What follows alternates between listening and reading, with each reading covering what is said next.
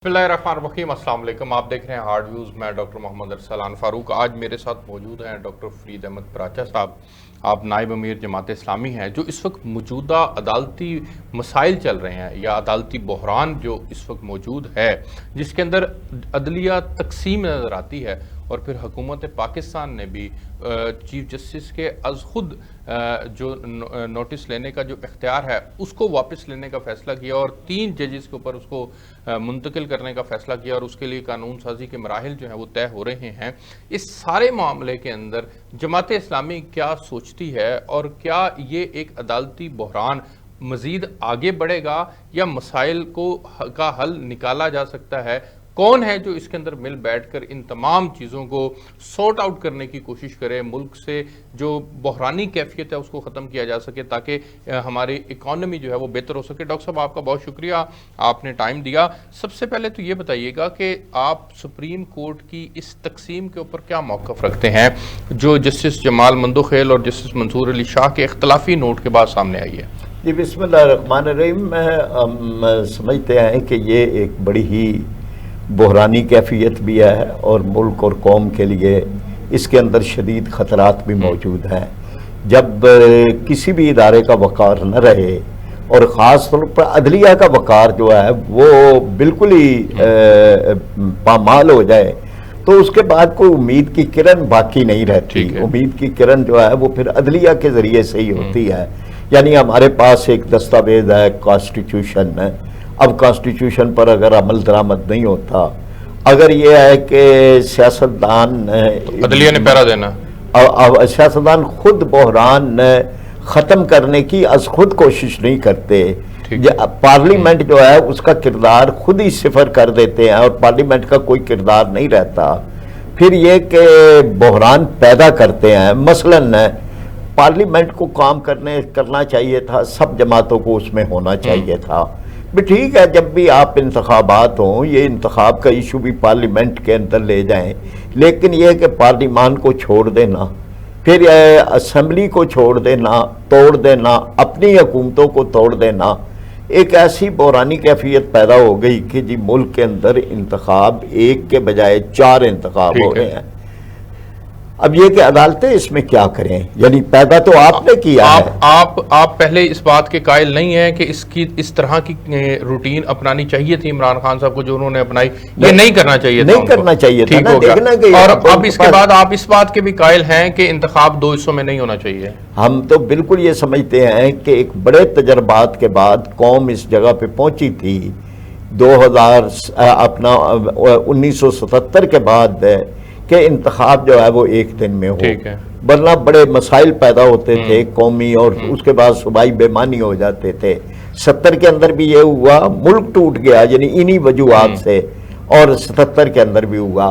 तो उसके बाद फिर ये तय हुआ और इसकी अमली प्रैक्टिस रही कि हमारे कौमी सूबाई इंतखाबात एक दिन हो, तमाम पार्टियों का सरमाया एक दिन ही लगे, उनकी इंतखाबी कुव्वत एक दिन ही इस्तेमाल हो, हमारा इलेक्शन कमीशन जो है वो भी अपना सारा जितना इंतजाम कंट्रोल है और इंतजामी इदारे वो एक ही दिन करें। अब हमने 4 दिनों पे उनको डाल दिया।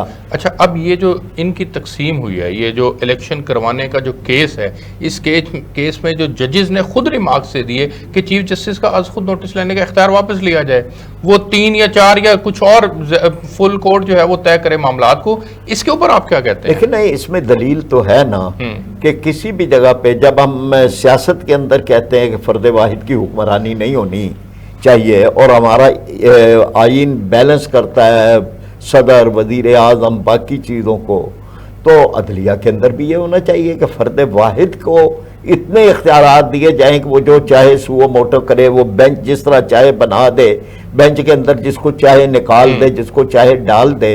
तो इससे तो फिर जानबदारियाँ पैदा होती हैं और बहरान पैदा होता है।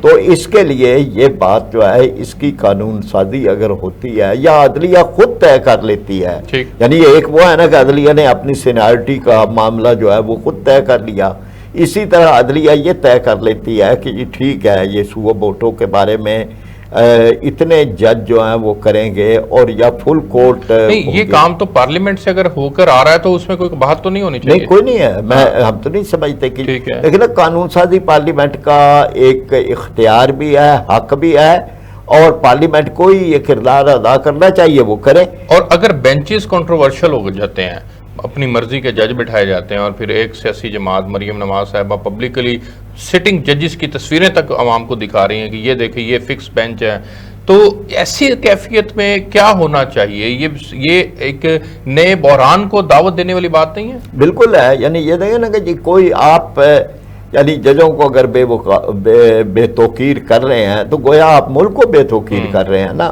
یعنی اس وقت فوج یا عدلیہ، ان کے بارے میں اگر کوئی اپنی پسند ناپسند کی بنیاد پر آپ مثبت و منفی پراپیگنڈے کر رہے ہیں تو اس سے کوئی، لیکن ڈاکٹر صاحب یہ ایک کردار ہے، ایک کردار اور بھی ہے کہ بینچ دیکھ کے پتہ چل جاتا ہے فیصلہ کیا ہوگا۔ ہاں، یہ بھی یہ بھی تو ایک تقسیم پیدا ہو چکی ہے۔ یہ بھی ایک بڑا غلط ہے نا کہ جی یہ کہ جی 5 جج ہوں گے تو یہ فیصلہ ہوگا، اگر 9 جج ہوں گے تو یہ فیصلہ ہوگا، فل کورٹ ہوگا تو یہ، یعنی دیکھیں نا کہ یہ کوئی اپنا دکانداری ہے کہ آپ نے شیلف سے جو ہے وہ جا کے اٹھانا ہے اور آپ کو پتا ہے کہ اس شیلف کے اندر یہ چیز پڑی ہے، اس میں یہ پڑی ہے۔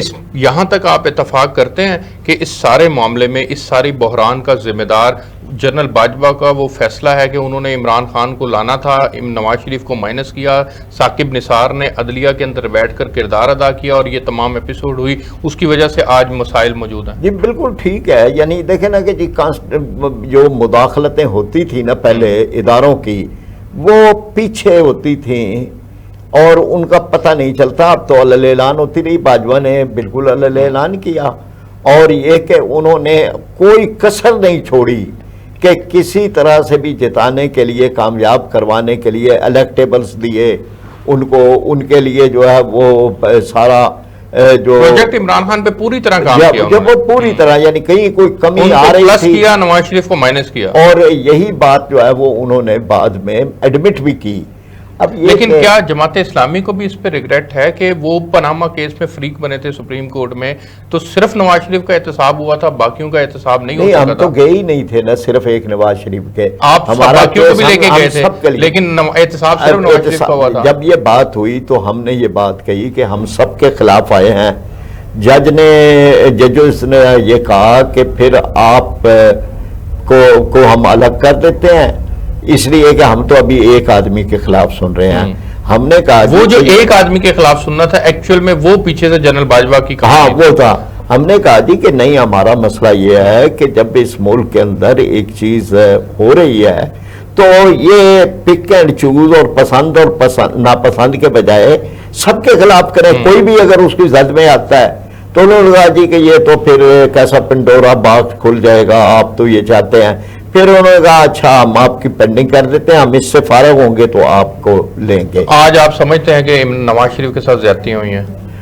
مطلب یہ ہے نا کہ جی ہم بہت اس طرح سے تو فیصلہ نہیں دیں گے، زیادتیاں انہوں نے بھی کی ہوئی تھیں، انہوں نے عوام سے کی تھیں، عدالتوں سے ہوئی، لیکن یہ ہے کہ یہ سارے معاملوں میں آئین کی پاسداری اور عدالتی فیصلوں میں ایک جو اس کا وقار ہے اور اس کا شفاف پن ہے وہ نہیں رہا۔ اب آئندہ آنے والے دنوں کے اندر ملکی مسائل کا حل کیا ہے؟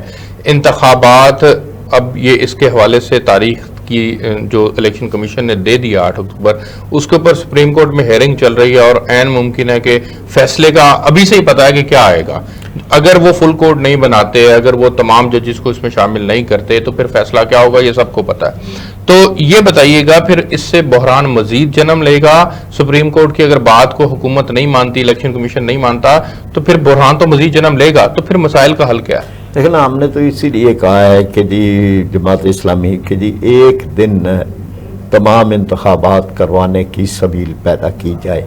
یہ جو ہے یہ بات لے کر سپریم کورٹ کیوں نہیں جاتے؟ ہم اس کو بھی کر رہے ہیں، ہمارے بھی وکیل جائیں گے، ہم اس کو کر رہے ہیں۔ ٹھیک ہے، ہم یہ سمجھتے ہیں کہ جی یہ ایک الیکشن بحال ہو جائے گا تو کیا ہو جائے گا، یعنی پنجاب میں اگر الیکشن ہو گئے تو تب کیا ہوگا؟ بحران تو وہی رہے گا. یعنی ملک کے اندر جو کچھ انتشار ہے، جو معاشی طور پر بدحالی ہے، جو سیاسی عدم استحکام ہے، جو یہاں پر سوشل میڈیا پر ہر ایک کو کیا جا رہا ہے، طوفان بدتمیزی ہے، تو اسی طرح رہے گا. یعنی یہ نا کہ جی اگر ایک دن میں ایک دفعہ انتخاب ہو جاتے ہیں، چاہے وہ اکتوبر میں ہوتے ہیں، ستمبر میں ہوتے ہیں، اگست میں ہوتے ہیں، کوئی بھی ہو جائیں، کم از کم یہ ہے کہ ایک وقت میں قوم سارے مراحل سے گزرتے ہوئے پھر کسی، یعنی آپ اس بات کے بھی قائل ہیں کہ قومی اسمبلی تحلیل کر دی جائے اور ابھی الیکشن کروا لیا جائے؟ یہ پھر کوئی راستہ تو اس کا اسی طرح نکلے گا نا. اچھا، یعنی اور تو کوئی راستہ نہیں ہے. یعنی عمران خان صاحب نے اگر ڈنڈے کے زور پر الیکشن مانگا ہے تو اس وقت نظام بے بس ہو چکا ہے ان کے آگے، اور اس کے لیے کوئی نہ کوئی سبیل کرنے کی ضرورت ہے. انہوں نے یعنی وہ جس سے پہلے بھی میں نے کہا تھا نا، وہ بحران ایسا پیدا کر دیا، اسے نظریہ جبر کہیں گے، کہ انہوں نے ایک ایسا پیدا کر دیا کہ اب آپ کے پاس چارہ کار محدود ہوتے چلے جا رہے ہیں. یا کانسٹیٹیوشن کے 90 دن کریں، یا پھر آپ قوم کو ایک عذاب کے اندر، انتخابی بخار کے اندر ڈالے رہیں، پیسے بھی نہ ہوں. اور پھر تو وہ جو تھا نا جی، اس سارے معاملے سے نکلنے کے لیے اب کوئی راستہ یا کوئی تدبیر جو ہے وہ کرنی پڑے گی، اور اس کو یعنی آئین کے دائرے کے اندر ہی کیا جائے، ماورائے آئین کو ایڈونچر نہ. موجودہ ملکی مسائل کا ذمہ دار پی ڈی ایم کی حکومت ہے یا عمران خان ہے؟ دونوں ہیں. حسب توفیق سب نے حصہ لیا ہے. ٹھیک ہو گیا. آپ یعنی یہ نہیں کہہ سکتے کہ اس نے نہیں کیا اور اس نے کیا، یہ ظالم ہے، یہ مظلوم ہے. یہاں تو یک وقت ایک آدمی ظالم بھی ہے، مظلوم بھی ہے. ڈاکٹر صاحب آپ کا بہت شکریہ، آپ نے ہمیں وقت دیا. ناظرین، آپ نے ڈاکٹر فرید احمد پراچا صاحب کی گفتگو سنی، اپنا فیڈ بیک ضرور دیجیے گا. اجازت دیجیے، اللہ حافظ.